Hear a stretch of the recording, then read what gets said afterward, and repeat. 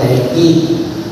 Sa pamagitan ng kanyang krus ay tinalo niya ang kasalanan at kamatayan. Sa pamagitan ng kanyang krus, binuksan niya ang makipot na pintuan ng kaharian ng langit. Subalit ngayon, tinitignan natin ang mahal na Birheng Maria, ang ina ng Panginoon, na ayon sa mabuting balita ay nakatayo sa paanan ng krus ng ating Panginoon. Ang tanong, bakit nandoon ang mahal na Birheng Maria? Well, siguro, para magandang konteksto, tanungin pala natin, bakit nasa krus ang ating Panginoong Yesus?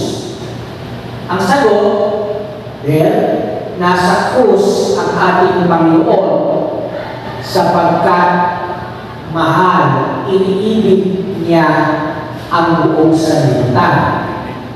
Hindi ba ganyan ang sinabi ng Panginoon sa mabuting balita kahapon? Gayon na lamang ang pag-ibig ng Diyos sa sanlibutan. Kaya sinugo niya ang kanyang anak upang ang sinumang manalig sa Kanya ay huwag mapahamak, kundi magkaroon ng buhay na walang hanggan. Pag-ibig ang dahilan kung bakit nasa krus si Jesus.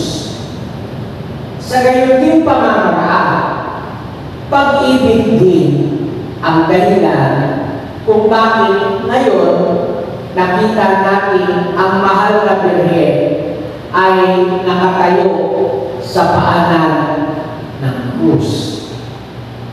Mahal ni Jesus ang sanlibutan, mahal ng Diyos ang sanlibutan, kaya si Jesus ay nasa krus.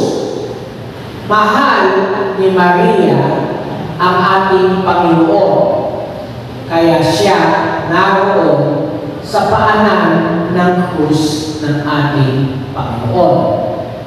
Napakasimple, hindi kailangan ipaliwanag kung bakit niya mahal si Jesus. Mahal niya si Jesus dahil si Jesus ay ang kanyang anak. Napakasimple dahilan. Mahal ni Maria si Jesus dahil si Jesus ay ang kanyang anak. Di ba? Malilimutan ba ng ina ang kanyang anak o ng babae ang sanggol ng kanyang taan? Hindi malilimutan ng ina ang kanyang anak. Iniibig ng ina ang kanyang anak. Dahil sa mayroong napakalapit na kaugnayan ang anak at ang ina. Sapagkat sa loob ng siyam na buwan ay nakatira sa loob ng katawan ng ina ang kanyang anak. Hindi mo napapansin? Ang asawa sakit lang sa loob ng katawan ng kanyang kabiyak. Right? Pero yung magiging bunga ng sandaling iyon ng pananginig, siyam na buwan na titira sa sinapupunan ng babae ang kanyang anak. Kaya hindi matatawaran ang pagiging malapit ng anak sa ina at ng ina sa anak. Dahil sa loob ng siyam na buwan, dinala ng ina ang kanyang anak sa kanyang sinapupunan.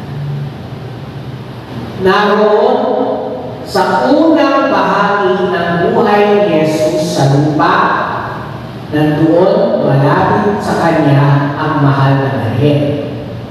Ang sinapupunan niya, doon nakatira si Jesus sa loob ng siyang buwan. At noong isinilang ang ating Panginoon sa mundong maliwanag, ang unang nakita ng kanyang mga mata ay ang mukha ng kanyang ina.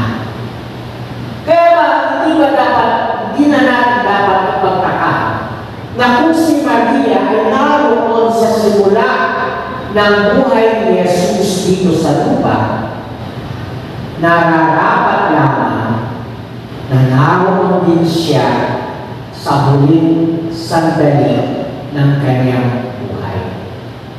Naroon siya sa paanan ng Panginoon. Nandun siya sa kanyang pagsilang. Bakit siya mawawala sa kanyang kamatayan? Nararapat lamang na naroon ang mahal na Birhen sa pagsilang at sa kanyang kamatayan. At alam mo ninyo na doon mismo sa paanan ng krus, doon natin nakikita na mahirap pala magmahal. Bakit? Well, the deeper your love, the higher the cost. Habang lumalalim ang pag-ibig, ay lalo nagiging mahal ito. Hindi ko malaman kung paano i-translate yung the deeper the love, the higher the cost. Para sa akin, napakasimple. Habang lumalalim ang pag-ibig, lalo itong nagmamahal. At hindi ba, sa naiwanan natin, ano ang tinatawag mo sa iyong iniibig? Diba? Mahal. Mahal. Sabihin, mataas ang halaga. Mahal. Mas mahal mo, mas mataas ang kanyang halaga, mas malalim ang pag-ibig, mas mataas ang halaga na dapat bayaran. Mas malalim ang pag-ibig, mas mataas ang halaga na dapat bayaran. Dahil sa normal para sa atin ang maging handang magbayad ng kahit na ano para doon sa minamahal natin. I am prepared, I am ready to pay the cost of love, no matter how much it would be. Magkano ang binayad ni Jesus sa kanyang pag-ibig para sa atin? Magkano? Sagot, ang kanyang buhay. Magkano ang binayad ni Maria para sa kanyang pag-ibig kay Jesus? Ang sagot, ang kanyang anak na si Jesus. Di mo natatandaan, may 2 linggo na nakakaraan. Sinabi ng Panginoon, ang sino mang umiibig sa ama at ina, asawa, kapatid, mga anak, at maging ang sarili ng buhay na higit sa akin, ay hindi karapat-dapat sa akin. Kay Jesus, mas mahal niya tayo ng higit sa kanyang buhay. Kaya handa niya ibigay ang kanyang buhay upang tayo ay maligtas. Ang mahal na Birheng Maria, dahil sa kanyang pagmamahal para sa kanyang anak, handa niya bitawan ang kanyang anak. Matupad lamang ni Jesus ang pinaka-misyon na ipinagkaloob sa kanya ng Ama. Dahil bago inutos sa atin ni Jesus, ang sino mang umiibig sa ama o ina, asawa o anak o kapatid o sariling buhay na higit sa akin ay hindi karapat-dapat sa akin. Mas mahal tayo ni Jesus kaysa sa kanyang sariling buhay, namatay siya para sa atin. At yun ang hiningi ng Panginoon sa kanyang ina. Ina, ito ang dapat kong bayaran para mailigtas ko ang sanlibutan. Pwede ba ibigay mo na ako? Pwede kaya ialay mo ako? At kahit masakit sa kanyang kalooban, na kailangan iwan ni Jesus ang kanyang ina,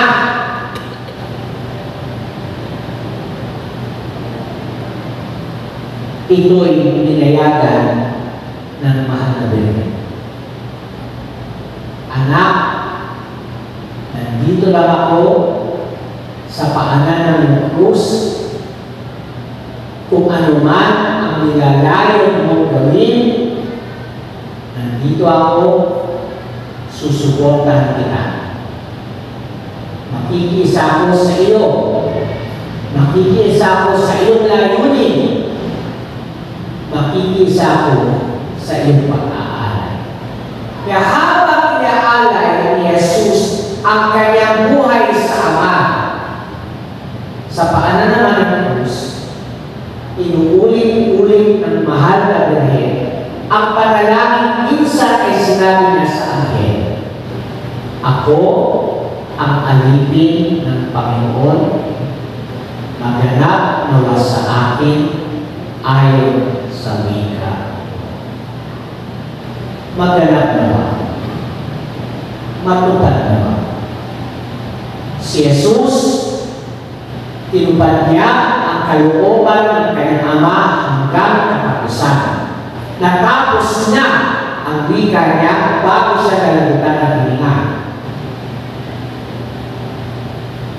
Pag nung namatay ang ating Panginoon, natapos ng kanyang misyon. Subalit ang sakit na ininda ng katawan ni Jesus ay ininda naman ng mahal na Birhen sa kanyang kaluluwa. Ano pa tama ang sinabi ng hula ni Simeon? Isang balaraw ang tatarap sa iyong dibdib. Isang balaraw ang tatarap sa iyong kaluluwa. Nung sinabi ng ating Panginoon, Ama, sa iyong mga kamay, nahahabilin ko ang aking kaluluwa, ako'y nakatitiyak na sinasabi ng mahal na Birhen, Amen po. maganap na po ang inyong kalooban. Tatandaan natin, mga minamahal kapatid, na mula pa sa pinaka-matatandang tradisyon ng simbahan, ang mahal na Birhen ay kumakatawan sa buong simbahan. Ang simbahan ay binubuo, pamayanan na binubuo ng mga alagad ng ating Panginoon. At si Maria ang pangunahing alagad. She is the first disciple. Ang sabi ng Panginoon, kung saan ako naroon, naroon din ang aking alagad. Walang alagad ang makahigit sa kanyang Panginoon. Kung saan daw siya naroon, naroon ang kanyang alagad. Naroon si Kristo sa krus, saan ang nararapat na lugar ng kanyang alagad? Ang sagot, sa paanan ng kanyang krus. Tayo ay tinatawagan ng Panginoon na magbayad ng napakamahal na halaga ng pagiging alagad. Dahil habang lumalalim ang pag-ibig, lalo ito nagiging mahal. Mahal mo ba si Jesus? Maraming madaling sabihin niya, "Oo, Father! Oo, Father!" Sige, magpapataas kaya ang kamay. Sino sa inyo nagmamagay? Malamang kayo lahat ay magtataas ng kamay.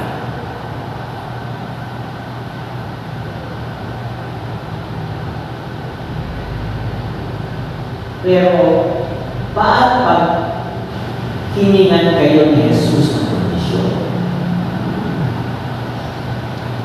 Sige na, mahal mo nga ako, mahal mo talaga ako. Sige na, gaano kalapit sa krus ka tayo?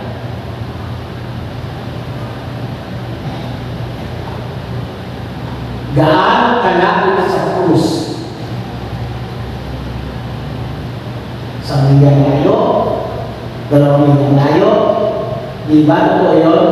Marami sa atin iniiwasan ang krus sa takot nating mag-usap.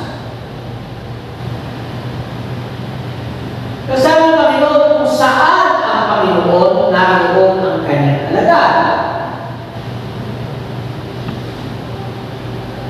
Pinatunayan ni Maria na mahal niya si Jesus. Saan siya lugar? Sa tabi ng ating Panginoon. Napakalapit sa pag-uusa ng Panginoon. Halimbawa, hingin ng Diyos, hingin ng Panginoon, patunayan mo sa akin ang pagmamahal mo sa akin. Anong handa mong ibigay?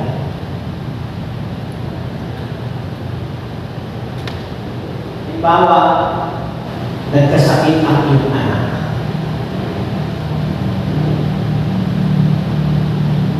Matatanong mo ang sarili mo sa Panginoon, ano naman yan? Di ba na lang? Di ba na ng kapitbahay ko? Eh, paano hihingi ng Panginoon?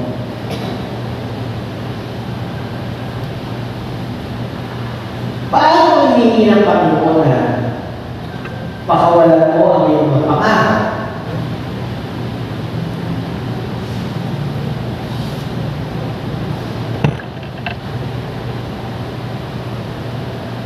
Lalaki,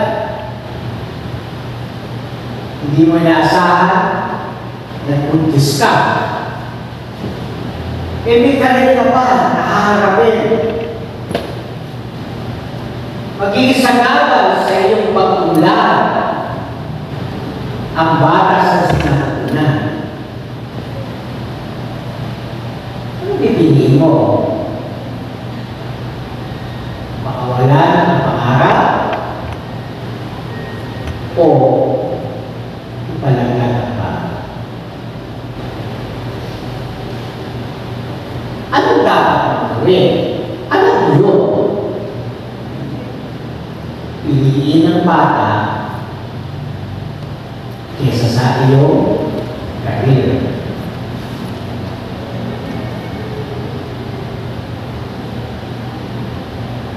Halimbawa,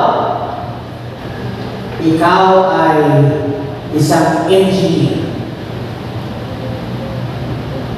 at yung nakataka sa iyo, district engineer, inutusan ka mangolekta ng bilyones sa pagkakang. Mangolekta ka ba? O magbibitiw ka sa tungkol? Nakakatawa na engineer doon, no? Natakot mo kasi ako. Ha? Natakot ka sa amo mo, pero hindi ka natakot sa Diyos. Sayang kasi, nakita ko sa inyo yung dalawang engineer na yun, produkto pala niya sa Catholic school. Dito lang malapit sa Mercantino.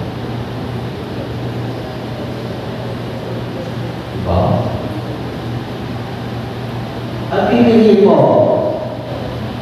yung tama o ang iyong kikitain.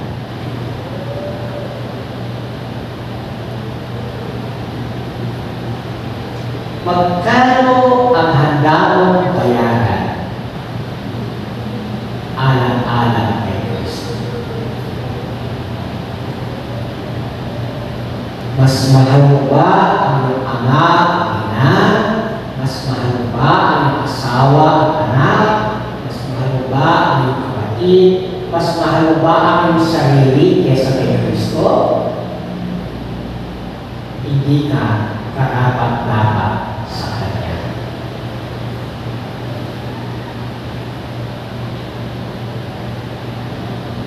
Discipleship has its own costs that we must pay.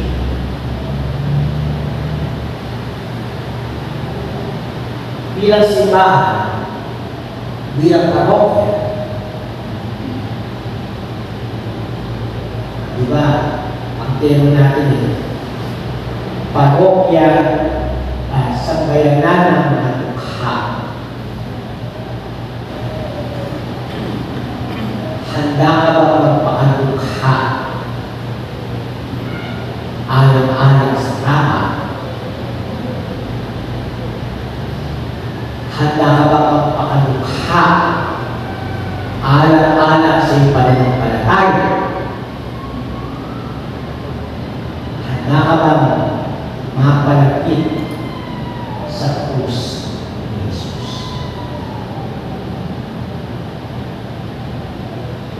Kaya mahirap umakyat sa langit dahil ang hinihintay na kapalit niya ay ang maging tulad ni Kristo. At ilan sa atin ang makatotohanang nagnanais na maging katulad ni Kristo.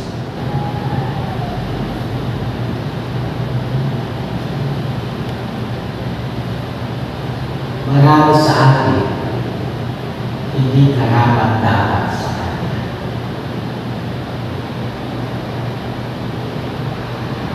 Ano sa amin natin kahapon sa pagkikilay? Bago itinampok si Jesus Jesus ng Ama at bigyan ng pangalan na higit na dakila kaysa anumang pangalan. Ang Panginoong Jesus ay naging masunurin hanggang kamatayan. At ang pagiging alagad ng Panginoon ay pagiging katulad ni Jesus na naging masunurin hanggang kamatayan.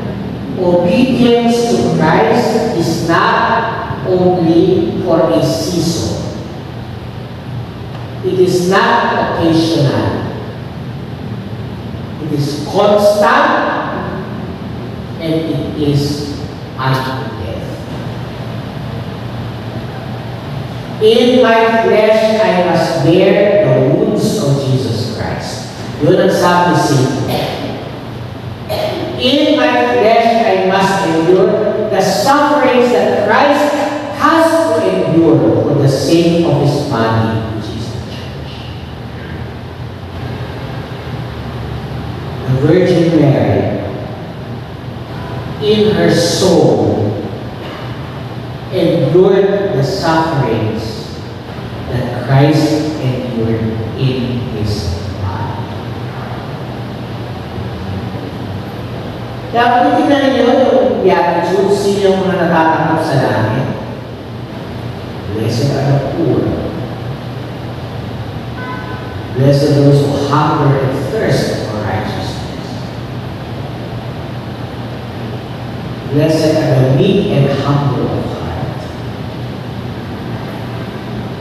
Blessed are the peacemakers.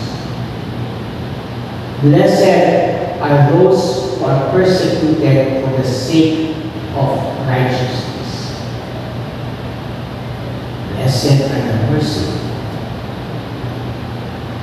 Bakit blessed? Kasi sila ang makakapasok sa kaharian ng langit. At ang pinakamalapit sa krus ng Panginoon, obviously, ay ang mahal na Birhen Maria. Nakibahagi siya sa kalaliman ng kahihiyan na inabot ni Kristo nang siya'y nakabayubay sa krus. Nakibahagi siya sa pagbuhusan ng Panginoon. At sa pagiging bahagi ng alagad sa pagbuhusan ng Kristo, doon tayo nagiging larawan ng pag-asa. Sa special, sinulat ni Pope Benedict na kapag daw ang ipinangako ay napakadakila at tiyak na ibibigay, kaya daw harapin ng tao ang anumang pagbubusa alat-alat sa tiyak ng pangako iyan. If we endure our sufferings, if we carry our crosses, we must always keep in mind the promises that Christ has made for us. May mga pangako siya at ang kanyang pangako ay ang buhay na wala. At alang-alang sa pangako iyan, alang-alang sa pag-asa sa pangako iyan, handa kong harapin ang anumang pagsubok. Handa kong harapin ang anumang paghihirap. Handa kong pasanin ang anumang bigat na krus. Makamit ko lamang ang pangako iyan ng buhay na wala. Ang mga Kristiyano nararatay halimbawa sa kanilang karamdaman, subalit patuloy sila nagsasabing, Panginoon, maganap sa amin ang hika mo. Sila palatandaan ng pag-asa. Dahil ipinaalala nila sa atin na higit pa sa buhay na ito, ang buhay na ating makakaroon.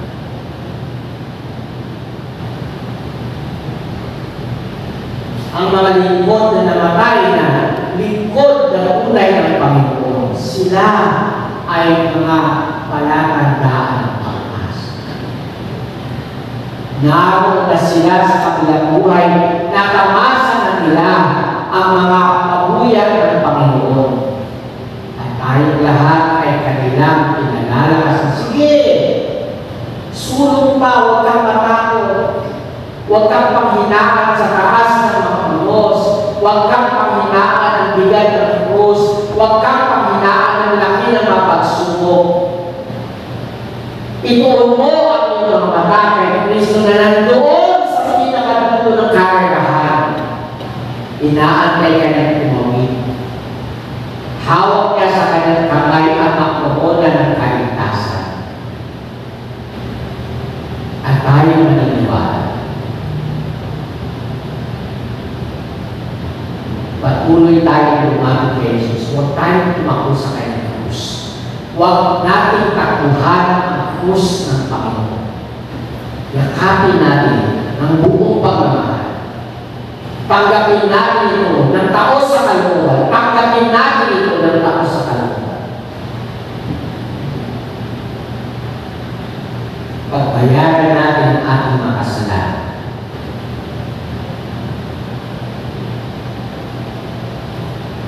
Sa aking laman ay pinatutusahan ko ang mga paghihirap na kailangang pagbatahin ni Kristo. Alang-alang sa kanyang simbahan ang kanyang sambayanan. Ave Maria Purísima,